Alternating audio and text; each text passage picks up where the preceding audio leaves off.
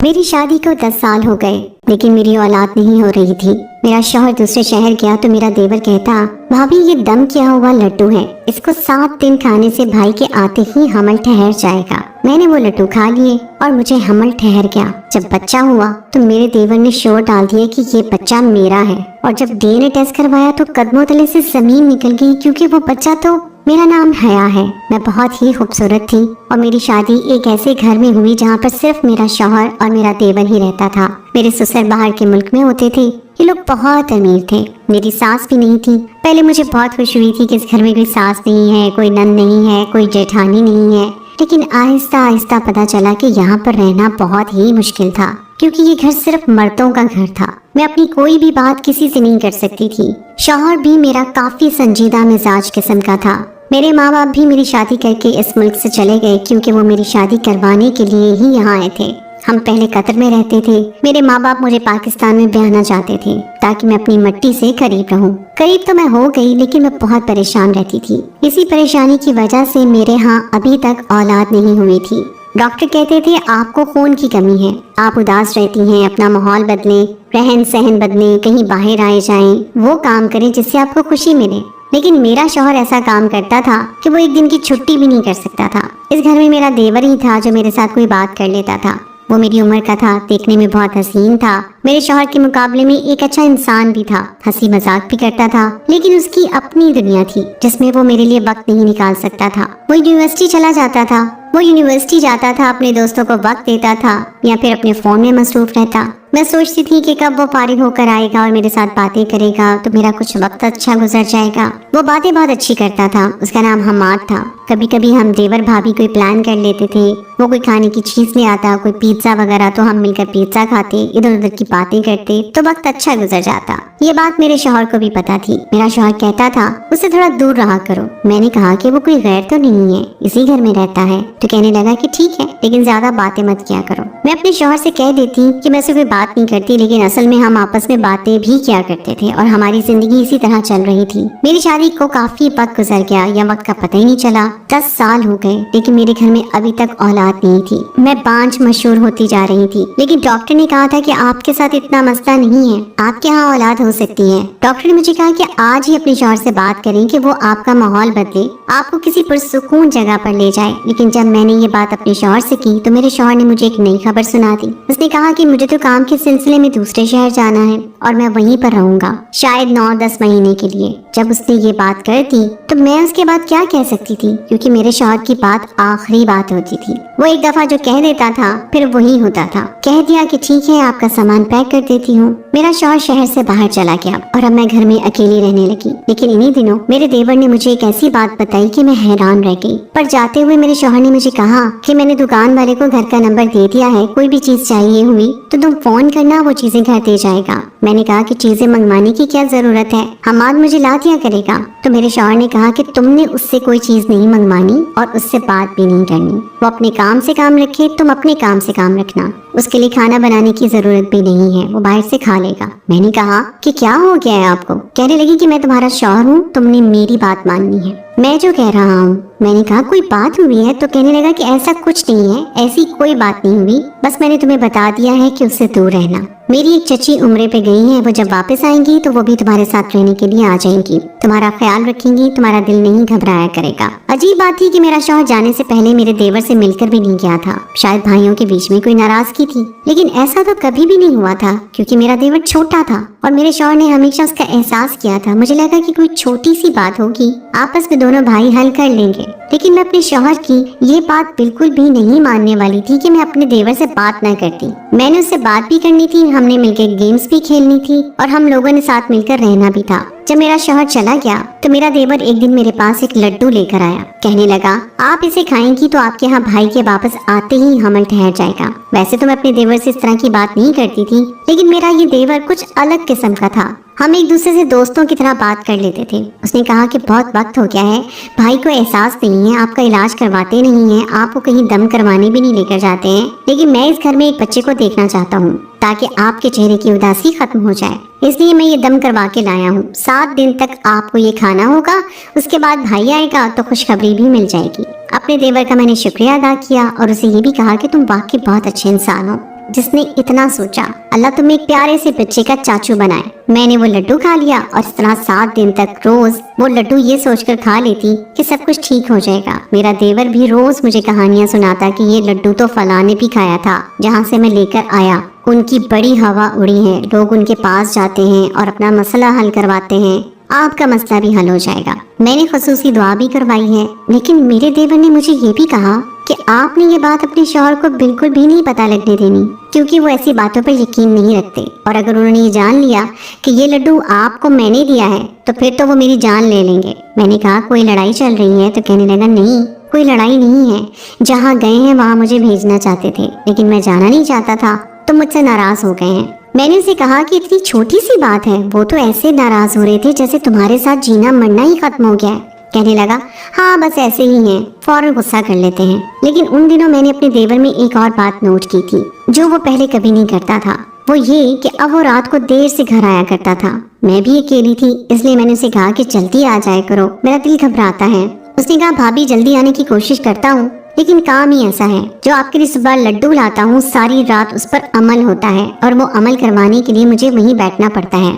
7 दिन तक मैंने वो लड्डू खाया और अपने शौहर को बहाने से बुला लिया। उसे कहा कि तुम आ जाओ, मुझे तुमसे जरूरी काम है, मेरा दिल भी नहीं लगता, मैं अकेली हूँ। शौहर ने कहा ठीक है, फिर मैं तुम्हें अपने साथ ही ले जाऊंगा, क्योंकि यहाँ पर मेरा काम बहुत ज्यादा है। मैंने कहा कि हाँ आ जाएं, मुझे आपकी जरूरत है। लेकिन जब शौहर आया तो मैं ये देखकर हैरान रह गई कि उसने मेरे देवर को सलाम तक नहीं किया। उसके पास से ऐसे गुजर गया जैसे वो बैठा ही नहीं था वहाँ। मेरा देवर भी हैरान था, क्योंकि इससे पहले वो ये कह रहा था कि जब आएंगे तो मुझे जरूर माफ कर देंगे और सब कुछ ठीक हो जाएगा, पर मेरे शौहर ने ऐसा नहीं किया। मेरा शौहर मुझे अपने साथ दूसरे शहर में ले गया और मैं वहीं पर रहने लगी। अभी मुझे यहाँ रहते हुए 1 महीना हुआ था कि पता चला कि मैं उम्मीद से हूँ। ये खबर मेरे लिए ऐसी थी जैसे मरते हुए इंसान को जिंदगी मिल जाए। शादी के 10 साल बाद इस तरह की खबर मिलना कोई छोटी बात नहीं थी। मैं बहुत ज्यादा खुश हो गई। मैंने अपने शौहर को लड्डू वाली बात तो ना बताई, लेकिन अपने देवर को ये बात जरूर बताना चाहती थी। मैंने कहा कि जब तक बच्चा पैदा नहीं होता हम उसी शहर में रहेंगे। मेरा शौहर भी बहुत ज्यादा खुश था। जब अपने देवर को कॉल की, नंबर मिलाया तो उसका नंबर बंद जा रहा था। मैंने घर के नंबर पर कॉल की तो नौकर ने नंबर उठाया, कहा कि छोटे साहब घर पे नहीं है और उनका फोन गुम हो गया है। मैं अपने देवर को ये बात बता ना सकी, लेकिन मैंने उसके लिए मैसेज जरूर छोड़ दिया कि वो कभी न कभी देख लेगा। शौहर ने कहा कि किसको मैसेज कर रही हो? तो मैंने कहा आने वाले बच्चे के चाचू को। वो कहने लगा कि कोई जरूरत नहीं है चाचू कहने की, उसका हमसे कोई भी रिश्ता नहीं है। मैंने कहा क्या मतलब कोई रिश्ता नहीं है, ऐसा क्यों कह रहे हैं आप? मेरे शौहर ने कहा कि उसने कारोबार में बहुत बड़ा नुकसान किया है, इसलिए मैंने उसे सारे रिश्ते खत्म कर दिए हैं, उसे उसका हिस्सा दे दिया है और अब वो अपने हिस्से पे ही जिंदा रहेगा। हम उसके साथ कोई रिश्ता नहीं रखेंगे, वो स्याह करे सफेद करे, हमें कोई परवाह नहीं होगी। मैंने कहा कि आपकी अम्मी अब्बू ने मरने से पहले उसकी जिम्मेदारी आपको दी थी और आपने उसे उसके हाथ पर छोड़ दिया। तो मेरे शौहर ने कहा कि वो धोखेबाज है, चोर है और मैं ऐसे शख्स के साथ कोई रिश्ता नहीं रखना चाहता। मैंने अपने शौहर को इतना जरूर कहा कि वो गलत कर रहे हैं, लेकिन मेरे शौहर ने कहा कि मेरे मामलात में तुम्हें बोलने की जरूरत नहीं है, तुम बीवी हो, तुम्हारा काम घर चलाना है और अल्लाह ने तुम्हें औलाद दे दी है, अपना दिल अब औलाद में लगाओ, घर और बाहर के मामलात में देख लूंगा। ये मेरा भाई था, तुम्हारा भाई नहीं। अगर तुम्हारा भाई होता तो फिर तुम बोल सकती थी। मैंने कहा कि मेरे लिए भी वो भाइयों की तरह ही था। मैं अपने शौहर को क्या बताती कि हमें मिलने वाली जिंदगी की सबसे बड़ी खुशी उसी की वजह से हमें मिल रही थी, लेकिन मेरे देवर ने मुझे ये सब बताने से मना किया था, इसलिए मैं चुप कर गई। सच कहूँ तो उसके बाद मुझे वक्त ही ना मिला कि मैं अपने देवर को कॉल करूँ या उससे कोई बात करूँ। एक तो मेरा शौहर इस बात से मना करता था और दूसरी बात ये थी कि मैं अपने आने वाले बच्चे की शॉपिंग और खुशियों में इतनी मसरूफ हो गई कि किसी के बारे में सोचा ही नहीं। फिर अल्लाह ने मुझे एक प्यारा सा बेटा दिया जिसको पाकर मैं बहुत ज्यादा खुश थी, दिन रात सजदे करती। बेटा 2 महीने का था तो अपने शौहर को कहा कि हम वापस घर जाएंगे, क्योंकि मैं आपके साथ और इस बच्चे के साथ इस फ्लैट में नहीं रह सकती, हमें घर में रहने की जरूरत है। मेरे शौहर ने कहा कि वो घर अभी भी मेरा ही है, बिल्कुल हम वहाँ पर जाएंगे और अगर मेरा भाई वहाँ पर आया तो मैं उसको इतने पैसे दे दूंगा जितना कि उसका उस घर में हिस्सा है। मैंने कहा जो भी करें पर मुझे घर जाना है। दरअसल मैं अपने बच्चे को घर ले जाना चाहती थी कि मैं अपने देवर से मिलवा सकूं और उसे बता सकूं कि वो प्यारे से बच्चे का चाचू बन गया है। हमें बताया गया था कि घर बंद है और मेरा देवर नहीं रहता, लेकिन जब मैं घर में दाखिल हुई तो महसूस होता है कि यहाँ पर कोई रह रहा है, जैसे इस घर में कोई औरत रही थी। और वो इसलिए कि मुझे पता चल गया है कि घर की हर चीज किसी औरत के इस्तेमाल में थी। ऐसे लग रहा था, लेकिन वो औरत कौन हो सकती थी? इसलिए मैंने इस बात पर ध्यान नहीं दिया। मेरा देवर वहाँ पर आ गया। मैंने बच्चा उसकी तरफ बढ़ाया और कहा कि देखो ये तुम्हारा भतीजा है। मेरा शौहर भी वहीं बैठा था, लेकिन मैं फिर भी अपने जज्बात पर काबू ना पा सकी। तो मेरे देवर ने कहा ये मेरा भतीजा नहीं है। उसकी ये बात सुनकर मैं हैरान रह गई। मेरा शौहर भी बोल पड़ा, बच्चे को प्यार नहीं करोगे? तुम्हारे अंदर इतनी अना भरी है, तुम निकल जाओ इस घर से। मेरे शौहर ने कहा कि दफा हो जाओ यहाँ से। तो मेरा देवर बोला कि मैंने कहा ये मेरा भतीजा नहीं है, क्योंकि ये मेरा बेटा है। ये बात सुनकर मेरे कदमों तले से जमीन निकल गई और मेरे शौहर की भी। उन्होंने कहा कि किस किस्म की फजूल बातें कर रहे हो, अपनी भाभी पर किस किस्म का घटिया इल्जाम लगा रहे हो। उसने कहा मैं किसी पर इल्जाम नहीं लगा रहा हूँ, लेकिन ये मेरा बेटा है और इस बात को मैं साबित भी कर सकता हूँ। ये बात सुनकर मेरे कदमों तले से जमीन निकल गई। मैंने उसको कहा ये क्या बात कर रहे हो? इशारा भी किया कि क्या हो गया है तुम्हें, क्या चाहते हो? तुम्हारी वजह से इस दुनिया में आया है और अब तुम इसकी जिंदगी बर्बाद करना चाहते हो। मेरे शौहर ने कहा कि क्या बात कर रहे हो तुम, क्या हुआ था? मैं जब यहाँ पर नहीं था तो क्या कुछ हुआ था? मैंने अपने शौहर को सब कुछ बता दिया कि ऐसा कुछ नहीं हुआ था, बस मैंने 7 दिन तक इसका लाया हुआ लड्डू खाया था, उसके बाद ही हमारा बच्चा इस दुनिया में आया था।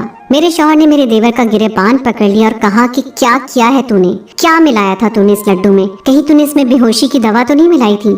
कहीं तूने कोई नापाक काम तो नहीं किया मेरी गैर मौजूदगी में? मेरा शौहर तो अजीब अजीब बातें कर रहा था, लेकिन मैं ये सुनकर मरी जा रही थी कि जिसको मैंने अपना भाई जैसा समझा, अगर उसने मेरे साथ इस तरह की कोई हरकत की थी तो फिर मेरी जिंदगी बर्बाद हो गई थी। मेरा दिल जलने लगा। उसने कहा कि ये मेरी औलाद है और मैं इसको हमेशा आपके पास नहीं रहने दूंगा। उसने कहा कि आप टेस्ट करवा लें, हमें पूरा यकीन था कि वो बच्चा हमारा ही है। इसका तो सवाल ही पैदा नहीं होता था, और डीएनए टेस्ट हो भी जाता तो अंजाम क्या निकलना था? मेरे शौहर ने कहा डीएनए टेस्ट करवाएंगे। हम सारे हॉस्पिटल पहुंच गए और फौरन टेस्ट करवाया, लेकिन रिपोर्ट मिलने में 2 दिन थे। ये 2 दिन मैंने कैसे गुजारे ये मैं ही जानती थी। मेरा शौहर मुझे अजीब सी नजरों से देखता था, बार बार मुझसे एक ही बात पूछता था कि जब मैं घर पर नहीं था तो क्या हुआ था? तुम कौन से कमरे में सोती थी? तुम किस टाइम जागती थी? रात के टाइम तुम्हें ऐसा तो नहीं लगता था कि तुम बेहोश हो गई हो और तुम्हें कोई होश नहीं है? क्या तुम सोते हुए कमरे के अंदर से कुंडी लगाती थी? मुझे मेरे शौहर के सवालों ने परेशान कर दिया था। मैंने उसे कहा कि मैंने इस तरह की कोई हरकत नहीं की, आपको मेरा यकीन करना पड़ेगा। लेकिन रिपोर्ट हाथ में आ गई। जब रिपोर्ट का लिफाफा खोलकर देखा गया और रिजल्ट देखा तो मेरे शौहर के हाथ से रिपोर्ट गिर गई, क्योंकि रिपोर्ट के मुताबिक ये बच्चा मेरे देवर का था, मेरे शौहर का नहीं था। मैं घुटनों के बल जमीन पर बैठ गई और पूरी तरह रोने लगी। मेरे शौहर ने मुझसे नजरें फेर ली, लेकिन मेरे देवर ने मेरे सर पर हाथ रखा और कहा कि भाभी मैंने आपके साथ कुछ नहीं किया है, मैं आपको बताता हूँ। मुझे डॉक्टर ने कहा कि आपके साथ इतना मसला नहीं है, इलाज हो सकता है, लेकिन आपके शौहर ने कभी भी आपका इलाज नहीं करवाया था। इसलिए मैं आपकी जिंदगी में खुशियाँ भरने के लिए आपका इलाज करवाना चाहता था। लेकिन मैं एक लड़की के साथ मोहब्बत करता था और उसे शादी कर चुका था, इसलिए मैंने पैसे चुराए थे, क्योंकि वो बहुत बीमार रहती थी, लेकिन वो फिर भी हमारा बच्चा पैदा करना चाहती थी। भाई ने मेरे साथ झगड़ा किया, मुझे इसकी वजह से सब कुछ मेरे से छीन लिया। वो लड़की भी इस दुनिया में नहीं रही, लेकिन उसका बच्चा इस दुनिया में आ गया, और वो उसी दिन मुझे पता चला कि आपके हाथों मुर्दा बच्चे की पैदाइश हुई है। आपका बच्चा इस दुनिया में आने से पहले ही जा चुका था। लड्डू वाली बात सिर्फ एक बहाना थी, उसमें आपको दवाई मिलाकर देता था। वो दवाई बहुत ही खास थी और बहुत दूर से लाई गई थी, और मुझे यकीन है कि उसका असर जरूर होगा, और असर हुआ, क्योंकि आपने अपना दिमाग बना लिया था। बस उसको किस्मत कहें या जो भी, आपके यहाँ हमल तो हो गया, लेकिन आपका बच्चा बहुत कमजोर था, दुनिया में आते ही मर गया। इस बच्चे की जगह मैंने अपना बच्चा रख दिया, क्योंकि मैं आपके साथ भलाई करना चाहता था, और ये भलाई मैं सिर्फ आपके लिए कर रहा था, आपके शौहर के लिए नहीं। लेकिन फिर मुझे पता चला कि आपके शौहर ने मेरे साथ कोई भला नहीं किया और मुझे जायदाद से मुकम्मल तौर पर आग कर दिया। इसलिए बदला लेने की खातिर मैं आपसे अपना बच्चा वापस छीनने के लिए आ गया।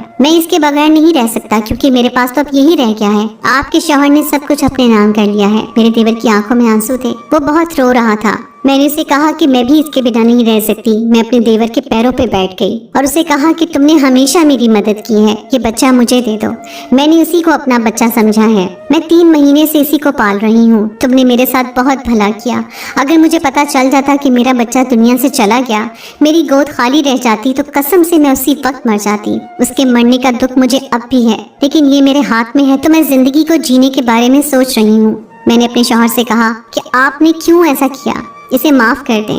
इसने जो किया मोहब्बत के लिए किया। आप तो हमेशा अपने काम में मसरूफ रहे, ना कभी मेरी तरफ देखा, ना मेरा इलाज करवाया। आपका भाई फिर भी मेरे साथ भलाई करता रहा, जबकि ये मेरे साथ बुराई भी कर सकता था। मेरे साथ वो सब कर सकता था जो आप इससे उम्मीद कर रहे थे, लेकिन इसने फिर भी मेरी इज्जत का पास रखा, मेरी खातिर ये सब किया, अपनी औलाद तक मुझे दे दी। अब आप इसको माफ कर दें। मेरे शौहर ने कहा कि जब तुम अपनी औलाद हमें दे सकते हो तो मैं तुम्हें हक क्यों नहीं दे सकता? जो तुम चाहते हो तो मैं तुम्हें दे दूंगा, लेकिन मेरी एक शर्त है। मेरे चेहरे से और मेरे देवर के चेहरे से रंग उड़ गए। मेरे शौहर ने फिर एक ऐसी बात की कि हम तो हैरान रह गए। उसने कहा कि शर्त यह है कि सारी जिंदगी तुम्हें हमारे साथ रहना होगा, ताकि तुम अपने बच्चे के साथ भी रह सको और मैं अपने छोटे भाई के साथ। हमारी आंखों में आंसू आ गए, हम लोग रोने लगे। उसने अपने बेटे को प्यार किया और उसे मेरी तरफ बढ़ाते हुए कहा कि ये आपका बेटा है, आप इसकी माँ हैं और आप ही कहलाएंगी और मैं इसका चाचू। इसको ये बात कभी नहीं पता चलनी चाहिए कि मैं इसका बाप हूँ और इसकी माँ इस दुनिया में नहीं है। मैंने उसका शुक्रिया अदा किया और उस बच्चे को गले से लगा लिया कि वो मेरा ही बच्चा था।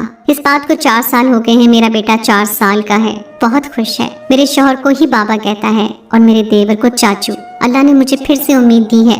मैं बहुत ज्यादा खुश हूँ और बहुत बड़ी खुशखबरी हमारी जिंदगी में आई है कि हम अपने देवर के लिए आज शाम को रिश्ता देखने जा रहे हैं। उसने कहा है कि किसी भी लड़की से शादी करने को तैयार हूँ। मैं चाहती हूँ कि वो भी अपना घर बसा ले और अपनी जिंदगी शुरू करे। हम लोग एक घर में रहते हैं और जायदाद हम सबकी है। तो दोस्तों, ये थी हमारी आज की कहानी। उम्मीद है आपको आज की कहानी पसंद आई होगी। कहानी अच्छी लगे तो हमारे चैनल मेरी आवाज को सब्सक्राइब जरूर कीजिए और कहानी को लाइक कीजिए और साथ ही लगे बेल के बटन को भी प्रेस कीजिए ताकि